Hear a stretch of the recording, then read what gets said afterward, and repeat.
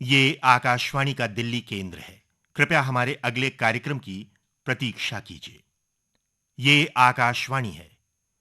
आज श्री बद्रीनाथ धाम के कपाट खुलने के साथ ही देवभूमि उत्तराखंड स्थित चारों धाम के कपाट खुलने का क्रम पूरा हो चुका है। इसी के साथ ही चार धाम यात्रा का प्रवाह चल पड़ा है और आकाशवाणी की ये रिपोर्ट श्रृंखला भी अपने अंतिम सोपान पर पहुंच गई है। प्रस्तुत है चार धाम यात्रा पर केंद्रित हमारी आज की ये समापन रिपोर्ट।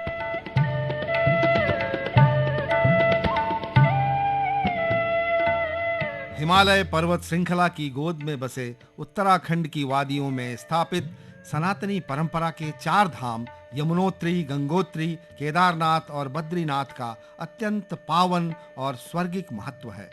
इन धामों की भौगोलिक विषम परिस्थितियां इनके दर्शनों की अवधि को ग्रीष्मकाल के 6 माह में ही सीमित कर देती हैं। फलतः शीतकाल के आरंभ के साथ भ्रातृ द्वितीया के दिन इन चारों धामों के कपाट आम दर्शनार्थियों के लिए बंद हो जाते हैं और इन मंदिरों से प्रतीक विग्रह शीतकालीन विश्राम स्थलों या मंदिरों में स्थापित कर दिए जाते हैं। ग्रीष्मकाल के आगमन पर वैशाख मास के शुक्ल पक्ष की तृतीया तिथि से सप्तमी तिथि के मध्य इन पावन मंदिरों के कपाट खुल जाते हैं। कपाटों का बंद होना और खुलना हिंदू धर्मावलंबियों के लिए अत्यंत ही पावन, श्रद्धेय और उत्सव का अवसर होता है। बड़ी संख्या में भक्तगण अपने आराध्य के प्रथम दर्शन हेतु दुर्गम पर्वतीय मार्गों की बाधाओं को पार करके इन मंदिरों तक पहुंचते हैं। इस वर्ष 30 अप्रैल को सुरसरी गंगा के उद्गम स्थल गंगोत्री में गंगोत्री धाम और तत्पश्चात यमुनोत्री धाम के कपाट खुलने के साथ ही चार धाम यात्रा का आरंभ हुआ। तत्पश्चात 2 मई को केदारनाथ धाम और आज 4 मई को बद्रीनाथ धाम के कपाट खुलने के साथ ही चार धाम यात्रा अपनी तरुणाई की ओर अग्रसर हो चली।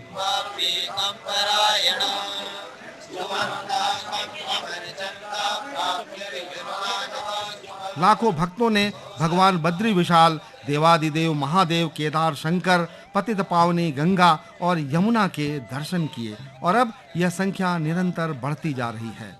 इस पुनीत अवसर पर आकाशवाणी ने भी पहली बार इस पवित्र चार धाम यात्रा के व्यापक कवरेज के साथ-साथ चारों धामों के कपाट खुलने के सनातनी अनुष्ठान का आंखों देखा हाल सजीव रूप से सुनाया।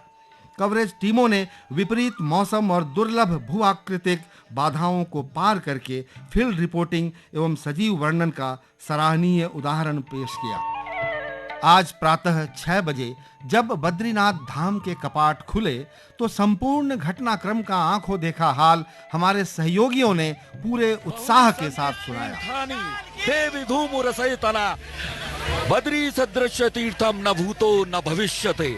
नमस्कार, आकाशवाणी ओर से बद्रीनाथ धाम में आप सभी का स्वागत।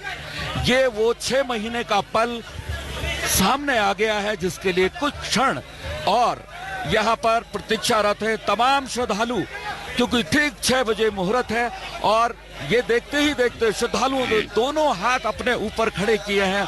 जयकारा लग रहा है, वेद पाठियों के मंत्रोच्चार के साथ शुरू हो रहा है और ये पावन धाम बद्रीनाथ के कपाट खुल चुके हैं। जय बद्री विशाल।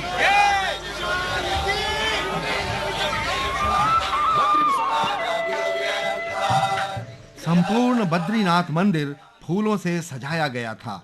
मंदिर की मनमोहक छवि और भव्य श्रृंगार ने श्रद्धालुओं का मन मोह लिया और उनकी दुर्गम मार्ग की यात्रा की थकावट तत्काल दूर हो गई। हमारे सहयोगी अभिनव प्रज्ञ पांडे ने श्रद्धालुओं की मनोदशा का यूं वर्णन किया। हिमपति की इस नीरवता में है शाश्वत सत का कोलाहल, ये मायापति का है वैभव। एकीकृत हैं सब जल नभ थल, जड़ चेतन डूबे जाते हैं इस सुरसरी में हरि भक्ति की। माया की मारी मनुज देह है साक्षी अखत विरक्ति की। बद्री विशाल के नाद मध्य दिनपति उदयाचलगामी हैं, सुर नर मुनि गंधर्व सभी अब हुए एक आयामी हैं और ये एक आयामी इसलिए इसलिए हुए हैं क्योंकि इस दिव्य स्थान का जर्रा जर्रा, कण कण और हर श्रद्धालु की हर धड़कन इस समय हरिमय है। जैसे ही कपाट खुले, जितने भी श्रद्धालु सामने थे सब उछल पड़े, कुछ रोने लगे। मतलब धारा प्रवाह अश्रुपूरित नेत्रों से वो उस इष्ट का दर्शन कर रहे थे जिसके लिए वो यहाँ तक चल करके आए इस दुर्गम मौसम में। हमारी कवरेज टीम ने वापसी मार्ग पर अनेक भक्तों से बात की और उनकी दैवीय अनुभूतियों को रिकॉर्ड किया। मैं केवल कृष्ण जिंदल, बरनाला, पंजाब, और मैं 2023 से यहाँ पे आ रहा हूँ जी। आज मेरा 10वां चक्कर है यहाँ पे। ऐसा अनुभव जिंदगी में और कहीं नहीं मिला। जो अनुभव, जो आनंद, जो मतलब मन भावुक होता है वो सिर्फ यहीं पे आके होता है और कहीं नहीं हुआ आज तक। हम बहुत जगह जाए, सारा इंडिया घूमे हैं, जो आनंद जहाँ पे है अंदर उबाल निकलता है भी आज ही चलो, अभी चलो। अगर किसी ने अपनी जिंदगी संवारनी हो, स्वर्ग देखना हो, वो यहीं पे आए। अगर पैदल भी आना पड़े ना बरनाला से, पंजाब से यहाँ तक, फिर भी आ जाएंगे। श्रोताओं, इस वक्त हम बद्रीनाथ धाम के कपाट के ठीक सामने खड़े हुए हैं और जैसा कि हमने आपको बताया, यहाँ पर बहुत सारे श्रद्धालु पहले से आकर के अपनी बारी का इंतजार कर रहे हैं, उस दिव्य क्षण का इंतजार कर रहे हैं जब भगवान बद्री विशाल के कपाट खुलेंगे। हमारे साथ एक श्रद्धालु हैं, आइए बात करते हैं उनसे। जी, अपना नाम बताएं। मैं शशि बहुगुणा रतुड़ी हूँ और देवभूमि उत्तराखंड से ही हूँ। दर्शन भी किए हैं, डोली गई पंचमुखी केदार की, वहाँ अच्छा लग रहा है। परसों हम जोशीमठ थे और कल हम यहाँ पहुँचे बद्रीनाथ में। रास्ते हालांकि अब काफी सुगम हो गए हैं, आना आसान हो गया है, लेकिन फिर भी एक बार को आदमी सोचता है इतनी ठंड है, रात में माइनस में टेम्परेचर चला जाता है, कुछ डर नहीं लगता यहाँ तक आने में? नहीं, बिल्कुल, मुझे तो बिल्कुल भी डर नहीं लगा क्योंकि जो है रास्ते बहुत अच्छे थे। जैसे पहले होते थे, बहुत छोटी पगडंडियां होती थी, वो सब बिल्कुल खत्म है। धीरे धीरे विकास भी हो रहा है, बन भी रहे हैं। और हमें रास्ते में जब हम त्रिजुगी नारायण से जोशीमठ पहुंचे तो जोशीमठ आने तक भी कोई दिक्कत नहीं हुई, और जोशीमठ से हम कल बद्रीनाथ के लिए आए तो भी कोई दिक्कत नहीं हुई। ठंड जरूर है, यहाँ पे ठंडा हो गई, कोई भी दिक्कत नहीं हुई। भंडारे चल रहे हैं, लोगों को सेवा हो रही है, बहुत ही अच्छा रहा। हमने बहुत सारे श्रद्धालुओं से बात की तो उनका ये कहना है कि कुछ तो है इस परिसर में दिव्य, जो आपको यहाँ पर आकर के मतलब विचार शून्य कर देता है, आपके प्रश्न खत्म हो जाते हैं, आपकी इच्छाएं खत्म हो जाती हैं। आपको कभी ऐसा अनुभव हुआ क्या? बिल्कुल हुआ है। यहाँ पे आके एकदम बहुत अलग से एकदम शांति बहुत ज्यादा मिलती है, और एकदम से सारे जो जितने भी लोग काम कर रहे हैं, जो भंडारा भी दे रहे हैं, बहुत विनम्रता से लोगों को भंडारा दे रहे हैं, बहुत उनका आदर सम्मान कर रहे हैं, और कोई भी तड़क भड़क किसी में नहीं है, कोई शांत स्वभाव से सबसे बात कर रहे हैं और बहुत ही अच्छा यहाँ पर लग रहा है। शशि जी, अगर आप हमको गढ़वाली में कुछ सुनाना चाहें।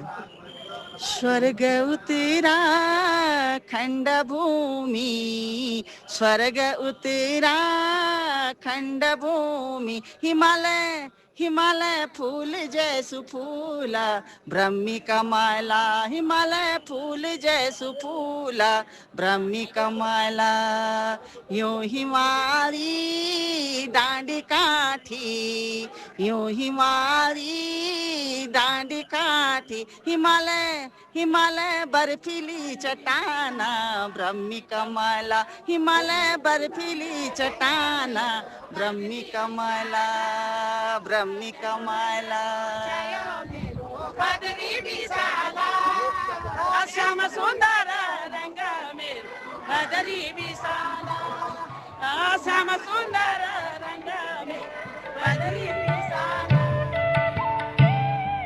चारधाम यात्रा के यात्रियों के लिए यात्रा मार्ग पर जगह-जगह ट्रांजिट कैंप बनाए गए हैं।